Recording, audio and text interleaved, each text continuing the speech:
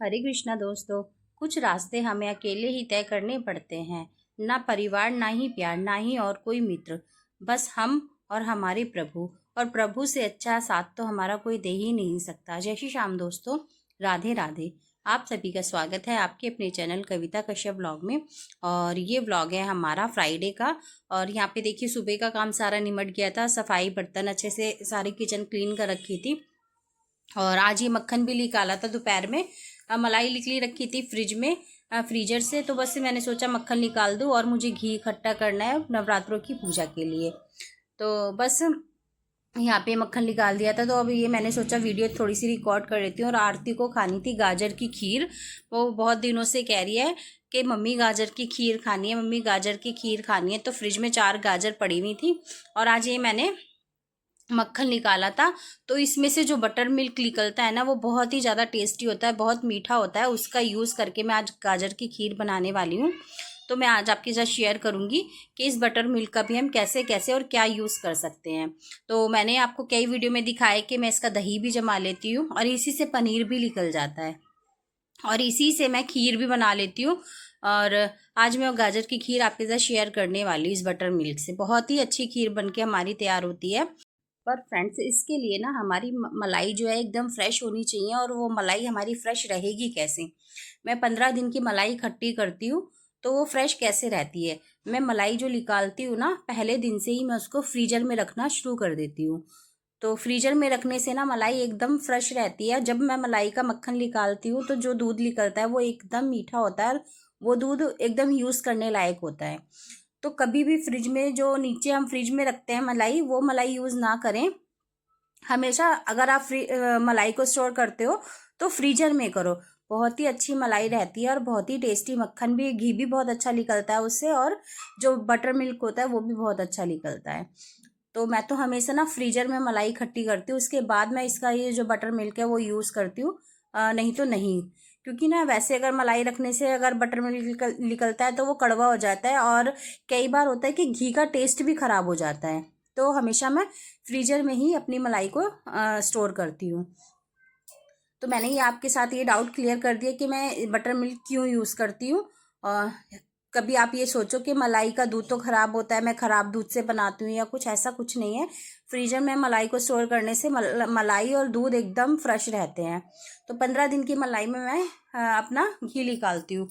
तो यहाँ पे बस ये मक्खन को रख दूँगी मैं घी बनने के लिए। और जो बटर मिल्क निकला है, इसको मैं अपना खीर बनाने के लिए यूज़ कर लूँगी। आरती ने, आपने देखा आरती गाजर घिस रही है धो के छील के, और मैं अपना यहाँ पे घी का काम कर रही हूँ। तो आज ये मल्टीटास्क वीडियो आपके साथ मैं शेयर कर रही हूँ। यहाँ पे एक के बाद एक काम मुझे आज करने हैं। शाम का टाइम है, शाम की चाय हमने पी ली है, और उसके बाद मैं काम से लगी थी। तो घी बनाना था मुझे, और खीर बनानी थी, प्लस खाना बनाना है। तो मैंने सोचा फटाफट से एक एक काम करूँगी तो काम हो जाएगा। और तेल की बॉटल भी धो के रखी हुई है यहाँ पे मैंने, उसमें भी तेल मुझे करके रखना है। और जैसे मैंने कि कल आपको किचन का सफाई का एक वीडियो आपके साथ शेयर किया है, तो मैं इसी तरह से अपना काम करती हूँ। कोई डब्बे जो खाली हो जाते हैं उनको मैं साथ के साथ ही धो देती हूँ। और जैसे कि आपने देखा, कल मैंने जो खाली नहीं थे, या जो जो मतलब जिसमें सामान था, उन्हें भी मैंने ऊपर ऊपर से धो दिया। तो सफाई रखना या करना अपने हाथ में ही होता है। तो इसी तरह से मैं तो अपने घर की सफाई रखती हूँ, और इसी तरह से अपना काम करती हूँ। और यहाँ पे देखिए, मैंने ना दूध को कुकर में करके रख दिया है उबलने के लिए। दूध उबल जाएगा एक साइड में, एक साइड मैंने घी बनने के लिए रख दिया है। और ये कुकर है नया वाला। एक वीडियो में मैंने आपके साथ शेयर किया था कि आरती ने ये निकलवा लिया था राहुल के कमरे की, जब सफाई करी थी मैंने ऊपर से, तब मैंने इसको कुकर को निकाला था कि आरती कही थी मम्मी छोटा कुकर निकाल लो। तो वही कुकर काफ़ी दिन से रखा था कि मम्मी पहले खीर बनाना, तब मैं उसको यूज़ करूँगी।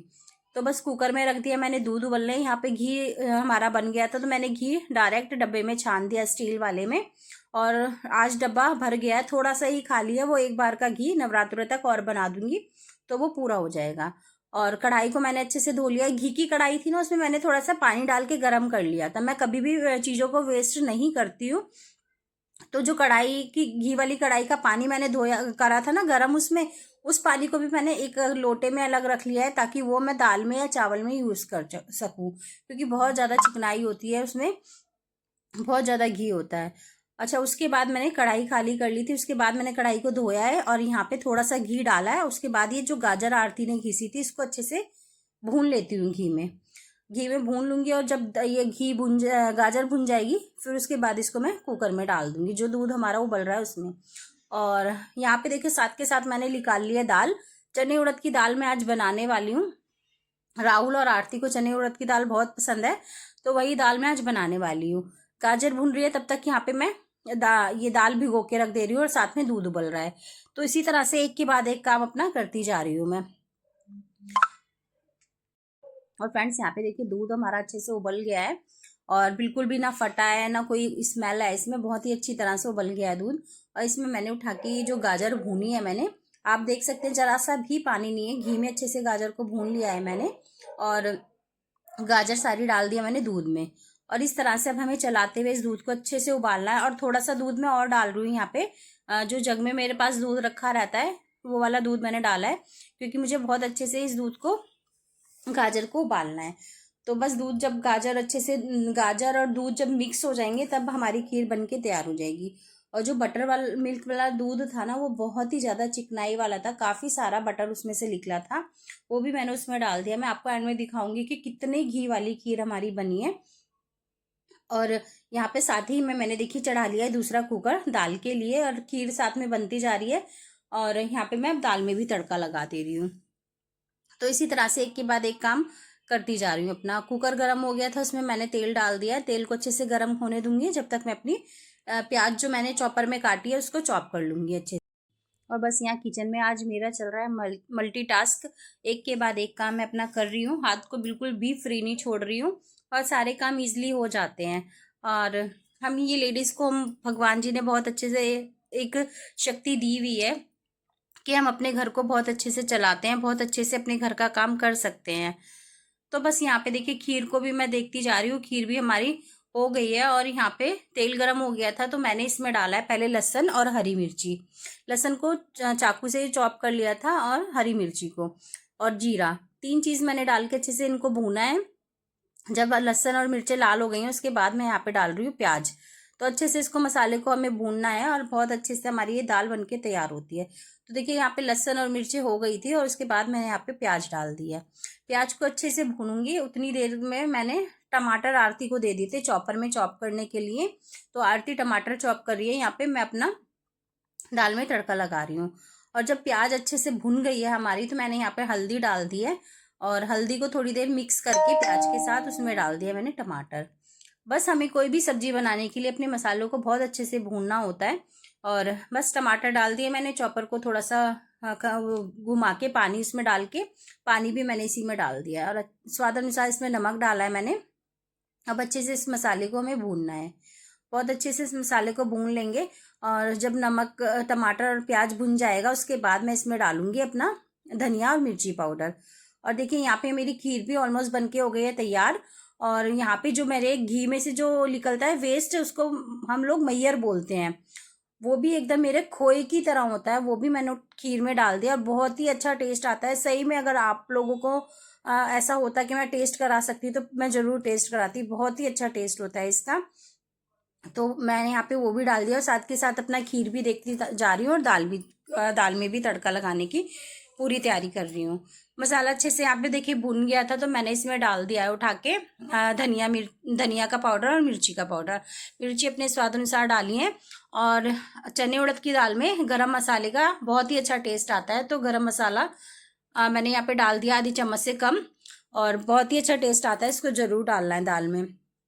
बस मसाले सारे अच्छे से मिक्स करके यहाँ पे मैंने दाल डाल दी है और इसको भी मसालों में मिक्स कर लिया दाल को भी। उसके बाद मैं यहाँ पे डाल दूंगी पानी।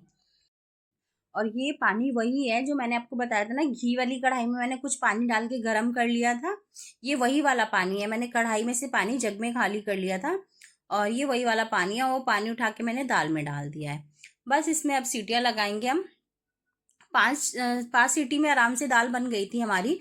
2 सीटी मैंने हाई फ्लेम पे लगाई थी और फिर मैंने 5 मिनट के लिए गैस को सिम कर दिया था, फिर मैंने 2 सीटी हाई फ्लेम पे लगाई थी। इस तरह से मतलब मैंने 5 सीटी लगाई थी और दाल उतने में अच्छे से बन के तैयार हो गई थी। और यहाँ पे देखिए हमारी खीर भी बन के तैयार हो गई है, खूब अच्छे से दूध के ऊपर घी आ गया है और उसी के साथ में मैंने यहाँ पे चीनी डाल दी है खीर में अपने स्वाद अनुसार, और कुछ बादाम काट के डाल दिए हैं। बस थोड़ी देर इसको और उबालूंगी, और यहाँ पे खीर तो हमारी एकदम बनके हो गई है तैयार। साथ में मैंने चावल भी चढ़ा दिए थे, चावल भी मैंने धो के रख दिए थे। जब मैंने दाल धोई थी उसी टाइम मैंने चावल भी धो दिए थे। तो हमारी खीर भी यहाँ पे बनके हो गई है तैयार। दाल में सीटियाँ लग जाएंगी, चावल भी मैंने बनने के लिए रख दिए हैं। और उसके बाद मैं आ गई हूँ अपने यहाँ पे बर्तन धोने। जितने भी बर्तन खाली हुए हैं वो सब बर्तन धो दूंगी। जैसे कि मैंने आपको बताया शाम का टाइम था, चाय वगैरह पी थी, तो चाय के कुछ बर्तन थे। कुछ बर्तन ये अब घी बनाने के या घी की कढ़ाई वगैरह ये सब थी, तो मैं ये सारे बर्तन धो दूंगी। तो इसी तरह हम लेडीज़ ऐसे होते हैं कि एक बार किचन में अगर चले जाते हैं तो फिर ये सोचते हैं कि पूरा काम करके जब भी बाहर निकलें, और हमारा किचन में पूरा टाइम किचन में ही जाता है। ज़्यादातर टाइम हमारा किचन में ही जाता है, ऐसा ही होता है। और अगर हम उसे मैनेज करके चलें तो बस ये होता है कि फिर 1-1.5 घंटे का जो काम होता है वो लग के हम कर लेते हैं, फिर तो फ्री हो जाते हैं। मेरे साथ तो खैर ऐसा है कि मैं जो काम होता है एक साथ करके रख देती हूँ, उसके बाद मेरे को ज़्यादा ये नहीं है कि हर टाइम किचन में खड़ी रहूँ। तो बस यहाँ पे देखिए मेरे बर्तन भी धुल गए हैं, और उसके बाद मेरा यहाँ पे मतलब गैस का खाने का काम भी हो गया है। सिर्फ रोटी बनानी है, और रोटी भी खुशी के पापा को खानी है, इसलिए सिर्फ 4 रोटी बनाऊंगी मैं, और ज़्यादा कुछ करना नहीं है। दाल चावल और खीर हमारी बनके हो गई है तैयार। देखिए खीर कितनी अच्छी बनी है, सही में इसका कलर भी बहुत ही अच्छा आया था।